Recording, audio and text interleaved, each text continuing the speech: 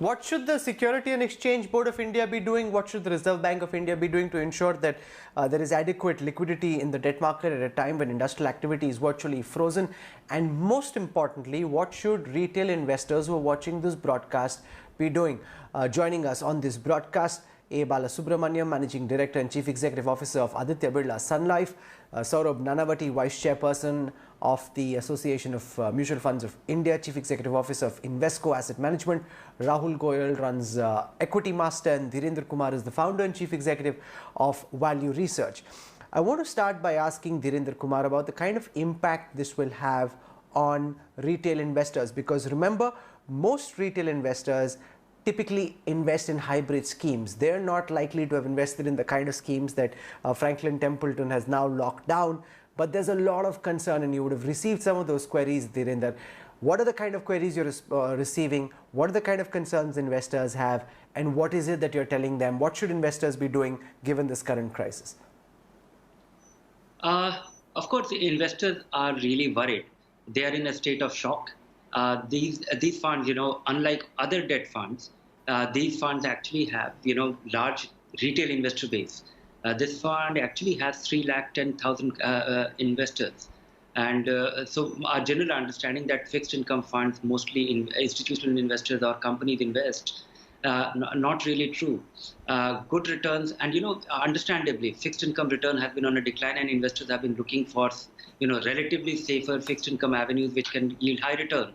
And this was fulfilling that need. They are in a state of shock. At the same time, they are unable to reconcile.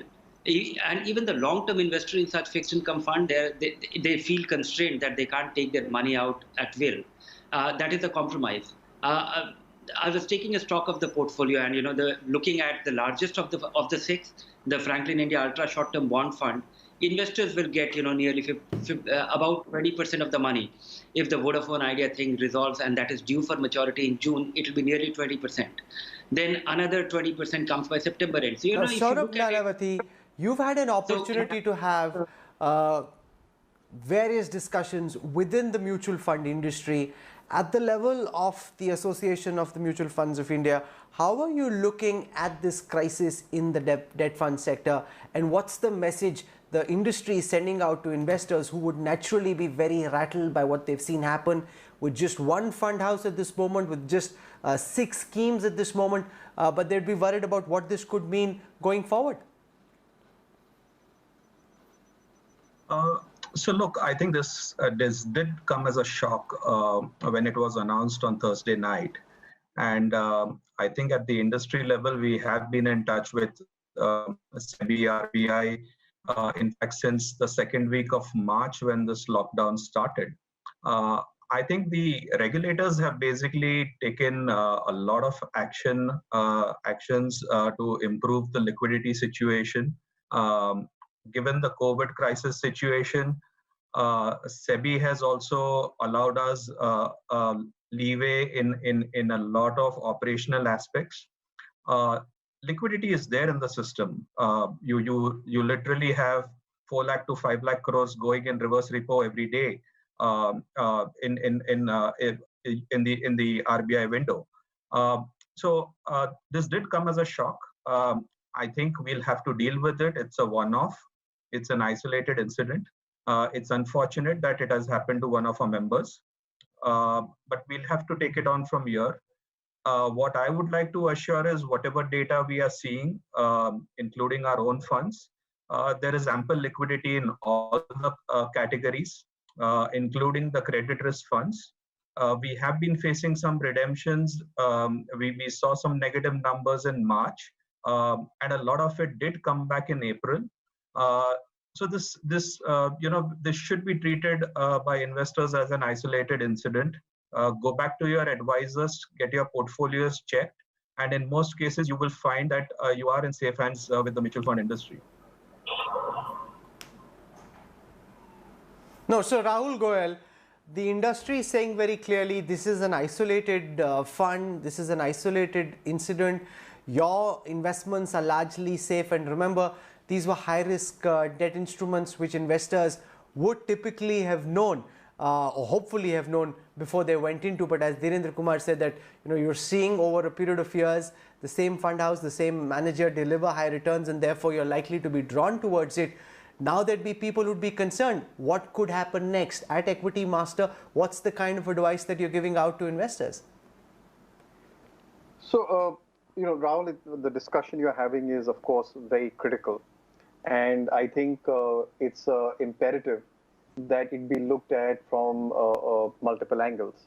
So if you look at it from the angle of the industry, of course, there has to be an effort to, address this as quickly as possible. But it's also a fact, to the best of my knowledge, this is not the first time it's happened. It's happened before, and I think this is repetitive. And I think the question that needs to be asked is that at the end of the day, who takes the hit? Now, I know I think you alluded to it. You seem to imply that in the beginning that it's not really the retail investors who are on this scheme, but the larger ones. And Dhirendra, gave this amazing number of 310,000 investors. And I would ask Dhirendra this question: if you went out and interviewed these 310,000 people, I'm telling you that 99% of them would not have understood they're taking a credit risk when they're investing in a debt fund. They were investing in a debt fund.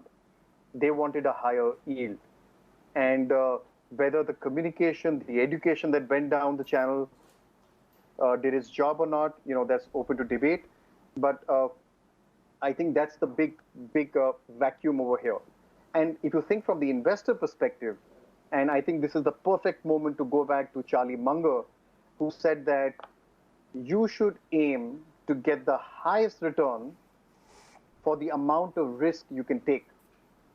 You should not take more risk to get a higher return. And like how Munger speaks, he says that's inherently stupid.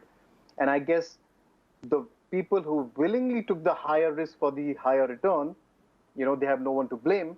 But the people who did not understand they were taking a higher risk and ended up in this situation, I think they're going to take a big knock. And we really need to ask ourselves, what do you make of this? Because Franklin Templeton's high-profile chief investment officer, Santosh Kamath, was known as a pioneer in this investment style of betting on low-rated papers in India. These are corporate bonds which don't have a AAA rating.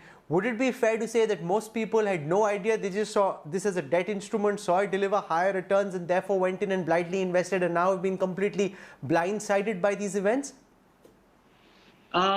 No, in fact, it is never one thing which is driving this crisis. There are multiple things. Multiple things meaning, first, we actually had our homegrown debt crisis. If you look at what happened since September 2019, first we had the ILFS, which came as a surprise. Then we had the DHFL. Then we had the Yes Bank. Then we had real concerns about NBFCs. And many of these fund companies took a hit. There was by the regulators, it was enabled that fund companies can segregate a part of their portfolio. These 6 funds, which have been, they have, if you look at the announcement, 3 of these segregated funds had 3 segregations in their portfolio. So you had the Vodafone idea. You have multiple things coming from different directions. So when you have bad times, things surface in different fashion, but it is a reflection of the same thing. So the underlying, the fixed income crisis was largely contained because mutual funds money is not substantially into credit, corporate credit. It is somewhere else, and that is not unsafe. But fundamental design of a mutual fund is that funds invest in securities which may not be liquid, and investors have access to daily liquidity of infinite kind. In that sense, I would say that these funds have reasonably succeeded. They are created for normal times when there is some little larger outflows or substantial inflows. That is fine. But when you have perpetual substantial outflows, they get stuck. And there was reason to be. If these funds, 3 of these funds had 3 segregations of portfolio, the money which gets blocked. The largest fund had 7% of markdown because of that segregation a few months back. So if investors, it's very understandable that, investors panic. They say that whatever is left, let me take my money out. I'm not in for. Investors are not running out at the first instance or the first, they are not seeing the smoke and running away. They have experienced the loss, they have taken the hit, and now they are running away. And the real problem is that the fund, the No, leftover Mr. fund is Balasubramanian, one of the things that we saw when the market tanked very sharply was that retail investors with systematic investment plans had shown a lot of patience and calm. They'd seen previous market cycles and they figured if they just held tight with their seatbelt on, they'd be able to ride out this crisis. Given what's happened in Franklin Templeton Mutual Fund, do you believe that there'll be an increased pressure on redemption, not just with the instruments run by Franklin Templeton, but also those run by other fund houses? And how do you hope to counter this? Yeah, I think clearly, I think as the other speakers mentioned about, this is of course one-off incident that has happened that made Templeton Mutual Fund actually shut the redemptions. Having said that, I think one has to look at the entire mutual fund industries, the way each of the portfolios have been constructed. I think we did an aggregate number for the whole industry, which manages about 15 lakh crore. Almost in the, other than credit funds, if I have to knock that off, which is roughly about 40,000 crores and overall 15 lakh crore. The rest of the money is, of course, invested in AAA securities and AA plus securities and government bonds and treasury bills. I think if you look at the overall portfolio constructions, right from liquid fund to go all the way up to the corporate bond fund and banking PSU funds, the portfolio quality is pretty good. And that's something which I've been highlighting for everyone, that I think the portfolio is reasonably well constructed with the high quality papers and they are liquidatable. And those companies to whom we have invested money, they are the larger borrowers from the banking systems. Their ability to refinance is also equally high. But for the current situation, despite the liquidity being so good in the RBI systems, and where the people are going and giving money to the Reserve Bank of India at 3.75% without lending in the money in the market, which is nothing but a risk aversion that they have built.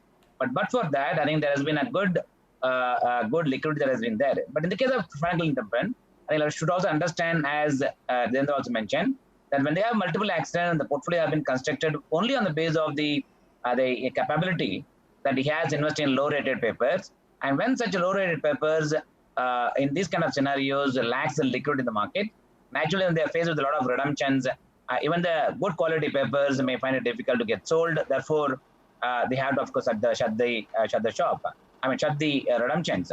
That doesn't mean actually that all mutual funds will have a similar problem. This is where the opposition is using this opportunity to raise the silence of the government. Former Finance Minister P. Chidambaram gave the example of what happened in 2008 to say that this is a matter of grave concern to investors. I recall a similar situation arose in the first week of October 2008 during the global financial crisis when mutual funds faced liquidity stress. Government immediately consulted with the RBI, SEBI, AMFI. An urgent meeting was held. On the next day, officers of RBI, SEBI met at 8 a.m. RBI announced a 14-day special repo rate facility and allowed for additional money to be drawn by mutual funds to help tide over the crisis. Now, what should the government really be doing in this situation? Our National Affairs Editor Rahul Srivastava spoke to Subhash Chandra Garg, former Secretary of the Department of Economic Affairs. Let's listen to what Subhash Garg had to say. What happened in Franklin Templeton actually is part of a larger credit crisis.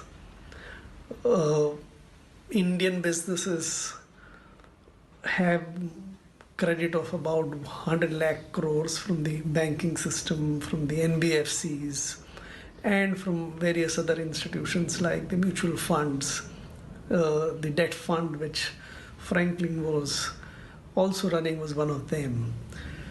And this crisis is because the real economy is affected thanks to the lockdown and the COVID-19 crisis. This has led to a lot of businesses being not in a position to service their loans. The government has decided to provide moratorium. The insolvency code has been suspended. So a lot of measures have been taken, but the net effect of all this is that there is now much less information about the credit quality. The credit worthiness of the borrowers is suspect. This has resulted into lenders being not sure about the credit quality, and the investors into the. So remember, the Reserve Bank of India has done bailouts in 2008 and 2013 when it averted a crisis in the debt market by creating a special window. The banks lent to debt funds and passed on assets as collaterals. The Reserve Bank of India accepted those assets as collaterals from the bank and lent money which they rolled back into the debt fund. So that's the kind of effort that's been made in the past. I want to start by asking Dhirendra Kumar first. What should the government, the RBI and other regulators be doing given the situation at hand right now, Dhirendra? Everybody's putting a bold face that this is not a crisis. Everybody has the preparedness. They have done that. But this is actually not a crisis of credit or anything, but it is a crisis of, I would say, it's a crisis of belief. If a lot of investors start believing that it is not worth it, the risk that they have assumed, or there is a potential risk that they have assumed, and if they turn up, that itself can perpetuate. So one has to restore belief. So I think RBI just needs to provide a large amount of money, something like 10,000-20,000 crore, which will be allocated to buying bonds on demand, so that there is a real liquidity. Whatever be the valuation, why people don't panic in equity market? Because it's always open. There is a market at some price. Here there is a binary situation. There is a market or there is no market. You can't sell it at any price something. And that creates a kind of situation. And that is how it is designed. It is designed for normal times, not for extraordinary times. And this is so crucial. Tomorrow businesses will open. They have put money in these bond funds, which might be required for paying the salaries.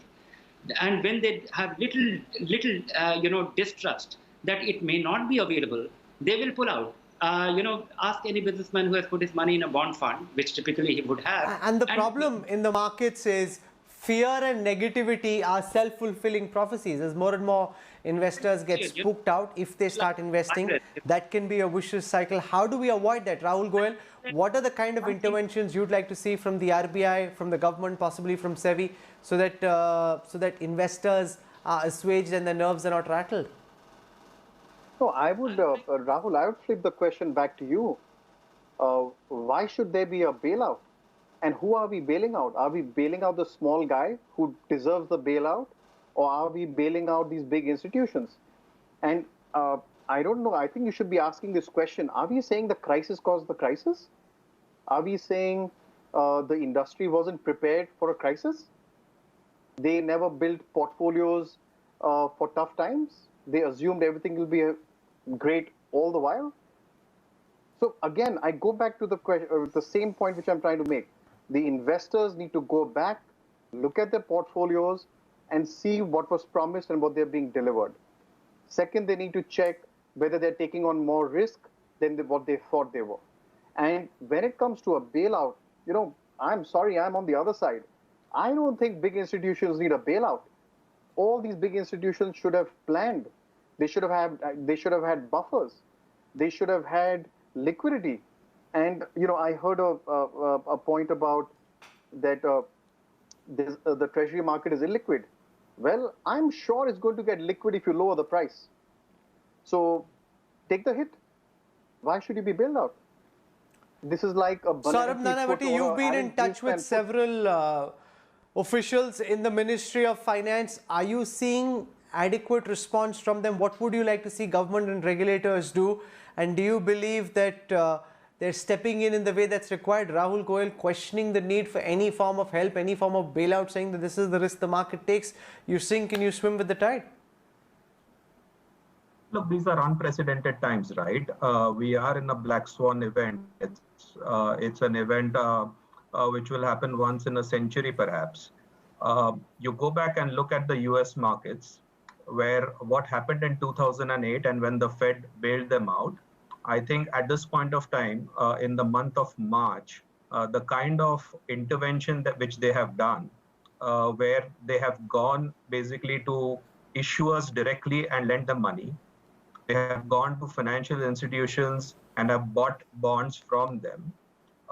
It's an unlimited quantitative easing which is going on across the globe. So the regulators are there to ensure stability in the market when these kind of disruptions happen.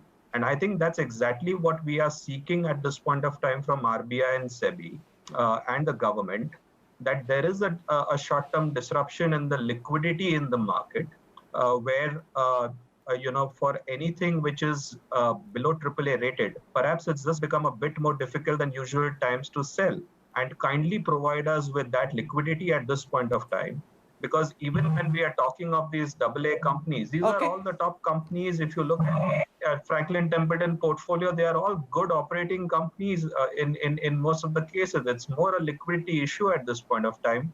And that's what we want the government and the RBI to step in. Well, that's not entirely correct, because some of the investment is in Reliance, some of the investment is in DHFL, and some of that has been known to be building up. So obviously the decisions taken by, but the problems were building up. It's also the kind of investments the fund manager made, and now you're having to deal with. Rahul, can I come in? So COVID has very little role to play in this crisis. Okay, very quickly, I'm out of time completely. I have just one point to make. Are we saying the honest taxpayer in this country should bail out the big funds? Think about that. Not at all. It is not. It is ensuring liquidity. That's a very wrong example. Market can actually, getting suffer as a resulting of this disruption. If a lot of people. Okay, Dhirendra Kumar, I'll give you 30 seconds. What do you make of this debate? Dhirendra Kumar, 30 seconds in conclusion. Final words, Dhirendra. We need to really restore confidence in the market, and just enabling a mechanism. In 2008, we have done it. Just by virtue of enabling the credit to these things, the credit was never availed. It is not a bailout. It is enabling liquidity at a price. You remember UTI crisis? It turned out to be the biggest bonanza, a bailout which turned out to be the biggest bonanza for the government. That was one of the biggest disruption and the first lock-in. Okay, so I'll leave it over there. You've heard different perspectives. It's a very tricky situation for investors to be in. But I think the key message going out from the experts is, if you panic and redeem right now, you're likely to be worse off than if you just have patience and allow for the markets to recover. It's all a cycle if you look back on a longer time scale. But will people have that patience to sit back and allow for developments to play themselves out? Or will they react in haste and then repent later? We will see what happens. For the time being, Saurabh Nanavati, A. Balasubramaniam, Dhirendra Kumar and Rahul Goyal for playing the devil's advocate and for joining me on this broadcast. Thank you very much. We'll track very closely what happens next when the markets open. Bye-bye.